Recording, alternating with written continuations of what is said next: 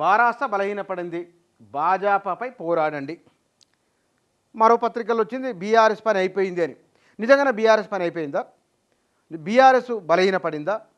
అంటే లోక్సభ ఎన్నికలు మే 13వ తారీఖు ముందు జరుగుతున్న కొన్ని పరిణామాలు, విచారణలలో, గత ప్రభుత్వంలో జరిగిన పథకాల్లో జరిగిన అవకతవకలు, లేదా గత ప్రభుత్వం తీసుకున్న నిర్ణయాలను ఇవాళ అది మదింపు చేస్తున్నది కాంగ్రెస్, మూల్యాంకనం చేస్తున్నది, లేదా వాటిని ఎక్కడెక్కడ ఏం లోపాలు జరిగినాయో వాటిని వెలికి తీసే ప్రయత్నం చేస్తున్నది ఒకవైపున. ఇది మానసికంగా గత ప్రభుత్వానికి, గత నాయకత్వానికి వస్తున్న ఒకనొక ఒత్తిడి. దీంతోపాటు ఎంపీ అభ్యర్థుల స్వయంగా పార్టీ మారడం, ఎమ్మెల్యేలు కాంగ్రెస్లోకి వెళ్ళిపోవడం, ఒకవైపున కవిత అరెస్టు కావడం, ఈ మొత్తం సినారియో చూసినప్పుడు ఈ మధ్యకాలంలో చిన్న పెద్ద ఒక పేరున్న నాయకులు బీఆర్ఎస్ బయటకు వెళ్ళిన కారణంగా బీఆర్ఎస్ బలహీనపడింది, బీఆర్ఎస్ పని అయిపోయింది అనే భావన, అనే అభిప్రాయాన్ని కాంగ్రెస్ చాలా బలంగా ప్రజల్లోకి తీసుకెళ్లే ప్రయత్నం చేస్తున్నది. మరి నిజంగానే అయిపోయిందా అంటే, చాలా నియోజకవర్గాలలో 10,000 లోపు ఓట్లతో బీఆర్ఎస్ ఓడిపోయింది. ఎమ్మెల్యేలు చాలా బలంగానే ఉన్నారు. ఇంతకు పూర్వానికంటే ఎమ్మెల్యేల పట్ల వ్యతిరేకత ఉన్నమాట వాస్తవమే, కానీ వాళ్ళు ప్రజల్లో ఉన్నమాట కూడా వాస్తవమే. బీఆర్ఎస్ 2001 నుంచి మొన్నటి వరకు 2023 డిసెంబర్ వరకు ఆ పార్టీ నిరంతరం ప్రజలతోనే ఉన్నది, ఆ ఉద్యమంలో ఉన్నది, ప్రభుత్వంలో ఉన్నది. అంత సులభంగా ఒక ఎన్నికల్లో ఓడిపోయినంత మాత్రాన, లేదా ల్యాండ్ స్లైడ్ విక్టరీ కాదు కాంగ్రెస్కి వచ్చింది, 80-90 సీట్లు రాలే.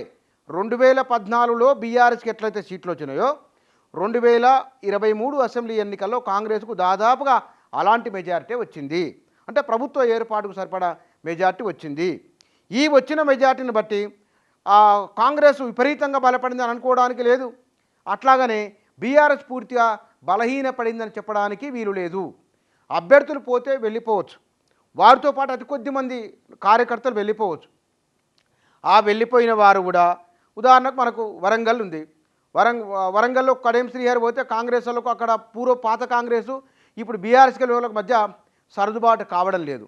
ఇట్లా చాలా నియోజకవర్గాల్లో ఆ వ్యవహారం, సికింద్రాబాద్ విషయంలో కూడా అదే జరుగుతున్నది, మల్కాజ్గిరి విషయంలో అదే జరుగుతున్నది. ఇట్లాంటి వాటిలలో బీఆర్ఎస్ చాలా కీలకంగానే ఉండబోతున్నది. బీఆర్ఎస్ అంత బలహీనపడడానికి ఆస్కారం లేదు, అది బలహీనపడలేదు. ఎప్పుడైనా ఒక ప్రాంతీయ పార్టీకి ఉండే హోల్డ్ అట్లాగే ఉంటుంది. తెలుగుదేశం పార్టీ అంత తెలంగాణ ఉద్యమం జరుగుతున్న సందర్భంలో ఆ పార్టీ పని అయిపోయింది అనుకున్నారు. చివరికి మొన్న కాసాని జ్ఞానేశ్వరు తెలుగుదేశం పార్టీ అధ్యక్షుడు, తర్వాత ఆయన బీఆర్ఎస్ జాయిన్ అయినది వేరే విషయం, కానీ పార్టీ అయితే ఉన్నది కదా, ఇప్పటికి కొనసాగుతున్నది. ప్రాంతీయ పార్టీలు అంత సులభంగా అవి బలహీనపడి లేదా కనుమరుగై పని అయిపోయిందని చెప్పడానికి ఏ కోశాన వీలు లేదు. ఎందుకు? ప్రాంతీయ పార్టీ బలమే దాని స్థానికత. ఆ స్థానికతలోనే లోకల్కు ఉండే శక్తి ఎప్పటికి ఉంటుంది, అది బలహీనపడే అవకాశం లేదు. బీఆర్ఎస్ లేదా కాంగ్రెస్ నాకు వాళ్ళే అన్నారు తక్కువ అంచనా వేయడానికి వీలు లేదు. మరి బీజేపీ ఏమైనా పెరిగిందా బలంగా? బీజేపీ పెరగడానికి నిజంగానే ఇవాళ కాంగ్రెసు హామీలు అమలు కాలేదనుకుంటే కనుక, లేకపోతే కనుక కాంగ్రెసు బలపడలేదంటే కనుక బీజేపీ బలపడినట్లు, కానీ అది బీఆర్ఎస్ బలహీనపడినట్లు కాదు.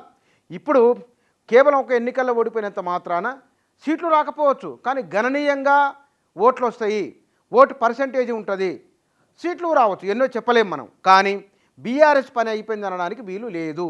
ఉదాహరణ తెలుగుదేశమే, అది మళ్ళీ చంద్రబాబు నాయుడు యాత్రల ద్వారా నెత్తున్న వల్ల అక్కడ ఏపీలో అధికారంలోకి రాగలిగింది. కాబట్టి ప్రాంతీయ పార్టీలకు ఉండే ఒకానొక లక్షణం అది, ఆ లక్షణమే దాన్ని నిలబెడుతుంది.